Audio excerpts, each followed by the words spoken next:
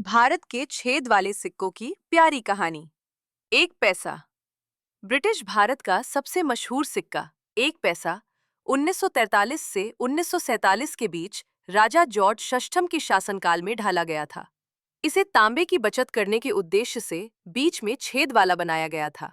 इस सिक्के पर राजा का मुकुट और 3 भाषाओं अंग्रेजी, हिंदी और उर्दू में सिक्के का मूल्य अंकित था। एक पैसा बराबर 1/64 रुपया। 2 पाई। यह भारत का सबसे छोटा ढाला हुआ छेद वाला सिक्का था। भारत की सबसे बड़ी रियासत हैदराबाद के आखिरी निजाम मीर उस्मान अली खान के शासनकाल के दौरान 1940 के दशक में 2 पाई के अंकित मूल्य वाले सिक्के ढाले गए। इस कांस्य सिक्के को केंद्र में एक गोलाकार छेद के साथ डिजाइन किया गया था। 2 पाई बराबर 1/96 रुपया। आजादी से पहले कच्छ एक स्वतंत्र रियासत थी। कच्छ गुजरात राज्य का भारत का सबसे बड़ा जिला है। आधियो। यह भारत का सबसे बड़ा ढाला हुआ छेद वाला सिक्का था। आधियो तांबे का एक प्रचलित सिक्का था। यह सिक्का महाराव श्री विजयराज जी के शासनकाल में कच्छ रियासत द्वारा 1943 और 1946 के बीच राजा जॉर्ज षष्ठम के ब्रिटिश राज के दौरान ढाला गया था। एक कोरी बराबर 2 आधियो।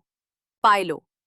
पायलो भारत में ब्रिटिश शासन के दौरान महाराव श्री विजयराज जी 1942 से 1947 के शासनकाल में कच्छ रियासत द्वारा जारी किया गया तांबे का एक प्रचलित सिक्का था।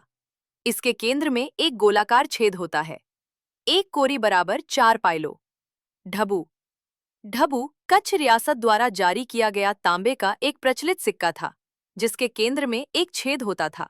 ब्रिटिश राज के दौरान 1943 और 1946 के बीच महाराव श्री विजयराज जी के शासनकाल में ढाला गया था।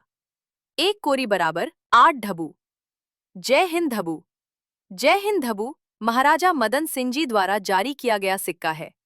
यह एक तांबे का सिक्का है जिसके केंद्र में एक छेद होता है। सिक्के के अग्रभाग पर कच्छ के शाही घराने के 3 प्रतीक त्रिशूल, अर्धचंद्र और कटार अंकित हैं, जबकि इसके पृष्ठभाग पर देवनागरी लिपि में जय हिंद लिखा हुआ है। एक कोरी बराबर 8 ढबू। ढिंगलो। ढिंगलो भारतीय रियासत कच्छ का तांबे का सिक्का है, जिसके केंद्र में छेद होता है।